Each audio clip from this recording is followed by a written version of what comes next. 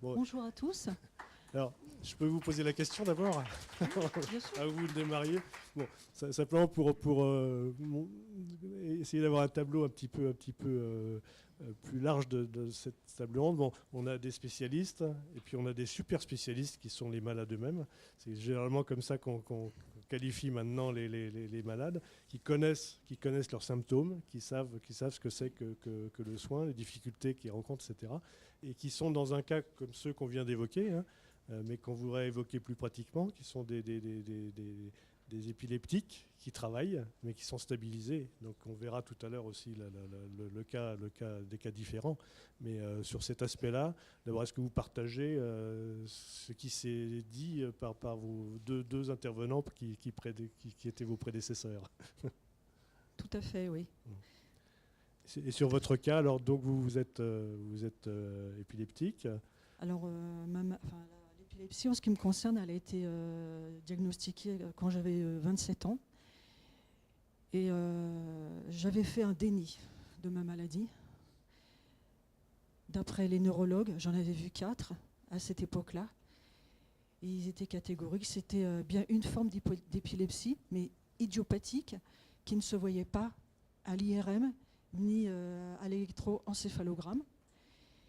Et en fait, j'ai eu plusieurs crises, mais très irrégulières, nocturnes, uniquement nocturnes. Alors j'ai eu des absences pendant ma scolarité, ça m'a un peu gênée, mais c'était surtout que quand je me réveillais, de temps en temps, le matin, hagarde, complètement déphasée, les doigts griffés, la langue mordue, avec un long moment pour reprendre pied dans la réalité.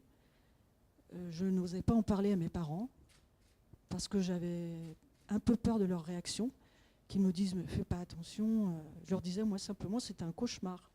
Et jamais je n'en ai parlé à un médecin. Et la fois où j'en ai parlé à un médecin, justement j'avais 27 ans et je n'en pouvais plus, il m'a dit « mais c'est pas normal ce qui vous arrive, je vais vous orienter vers un neurologue ». Et comme on était samedi, eh bien, tous les hôpitaux publics étaient fermés. Je suis allée rapporter mes livres dans une médiathèque l'après-midi. Je me suis endormie dans un fauteuil. Et quand je me suis réveillée, c'était sur une civière, emportée par les pompiers, directement à la salpêtrière. Et là, on m'a dit vous êtes épileptique. Et alors j'étais très surprise, affolée, parce que j'avais entendu dire des tas de choses sur cette maladie, mais des choses affreuses. Je me suis dit, mais j'appartiens à cette catégorie de personnes un peu diabolisées, alors ça me faisait peur. Et en même temps, j'ai appris que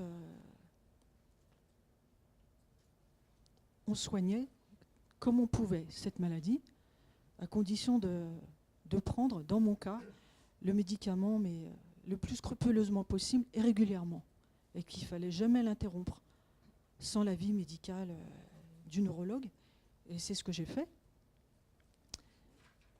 J'en ai parlé tout au long de ma carrière, mais à très peu de collègues. Et jamais à ma hiérarchie. Et puis, il y a environ 2 ans, j'ai été témoin d'une crise d'épilepsie. C'est un jeune homme à qui j'ai porté les premiers secours. Il avait une vingtaine d'années. Et sur mon lieu de travail. Il travaillait dans la même pièce que moi. Et j'ai vu qu'il avait envie de s'asseoir. Je lui ai dit, est-ce que tu as bu au moins avec cette chaleur, il faut t'hydrater. Il me dit, oui, j'aimerais bien que tu m'aides à m'asseoir. Je lui ai dit, écoute, j'aimerais bien que t'aider carrément à t'allonger par terre. Hein. Tu peux. Puis je t'apporte de l'eau, je peux même t'en mettre sur le visage. Et d'un seul coup, il s'est effondré et il est tombé en convulsion. Et alors là, j'ai crié au secours et toutes les personnes qui étaient dans le couloir sont venues m'aider, elles ont appelé les secours et il a été dirigé immédiatement à l'hôpital le plus proche. Ma hiérarchie, ma chef directe m'a demandé ce qui s'était passé, j'ai tout dit. Et le soir, avant que j'emporte mes affaires, avant que je parte, donc ma hiérarchie, ma chef de bureau m'a convoqué en me disant en me demandant de lui raconter ce qui s'était passé. Elle me dit, vous n'avez pas eu peur? Je dis, non seulement je n'ai pas eu peur, j'ai eu un peu peur qu'il se fasse mal en tombant. Mais je lui ai soutenu la tête pour pas qu'il se fasse mal. Et dès que ça s'est un petit peu calmé, je l'ai mis en position latérale de sécurité. Mais je n'avais pas peur de ce qui lui arrivait. J'avais peur un peu pour lui. Elle me dit, vous savez, il est épileptique. Et alors là, je n'ai pas pu m'empêcher. Les mots sont sortis tout seuls. Je dis, mais madame, moi aussi, je suis épileptique. Et alors elle me dit, elle a eu l'air très intéressée, elle m'a souri. Elle me dit, il faut que je vous raconte. J'ai eu un collaborateur et ami qui était épileptique et pharmacorésistant. Elle me dit, c'était un calvaire quotidien pour lui. Je l'ai écoutée attentivement, puis comme elle était très bavarde, je ne suis pas sortie à l'heure. Je suis sortie une bonne demi-heure en retard. Dans les jours qui ont suivi, elle m'a considérée autrement, avec beaucoup de bienveillance. Et j'ai eu la certitude qu'elle faisait une sorte de discrimination positive. Et moi, ça me mettait un peu mal à l'aise parce que je ne demande pas de discrimination, même positive, je demande de l'acceptation, comme n'importe quel salarié. C'est vrai que dans la fonction publique, la lutte contre toutes les discriminations, quelle qu'elle soit, c'est la règle, mais vis-à-vis du handicap en général, personnellement, je ne vois pas pourquoi il y aurait une particulière indulgence vis-à-vis d'une personne en raison de son handicap, alors qu'une personne qui ne l'est pas, on lui confierait un quota de dossiers à traiter, des objectifs à atteindre. Elle pourrait en ressentir comme une injustice. Alors moi, je veux simplement être écoutée par ma hiérarchie. En même temps, je ne veux pas mettre trop ça en avant. D'accord.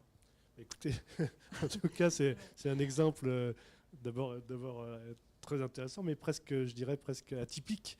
C'est-à-dire que quelqu'un se plaigne de discrimination positive alors que c'est tellement souvent le contraire. C'est formidable, je trouve, que c'est une acceptation à la fois de votre maladie et une acceptation de votre intégration dans la vie sociale qui est tout à fait exceptionnelle, je trouve. Oui, moi, je ne vais pas me plaindre de son attitude. Non, bien sûr, bien sûr. Je ne m'attendais pas à ça. Je ne m'attendais pas à ça. Voilà, je trouve que c'est à la fois un exemple de votre intégration totale, puisque vous ne demandez pas de passe-droit, hein, tout simplement. C'est vrai. Et c'est aussi la démonstration que cette maladie n'est pas encore totalement acceptée, parce que même quand on vous discrimine positivement, ça veut dire qu'on vous met un petit peu à part, quoi. C'est ce que vous nous disiez, je pense. Oui, mais en fait, ma chef, ma supérieure, connaissait très bien cette maladie parce qu'elle avait un proche qui en était atteint. Donc elle était sensible déjà, là, bien sûr. Écoutez, je pense que je vous remercie beaucoup pour ce témoignage, puisqu'il est passionnant et je vous dis, il est atypique.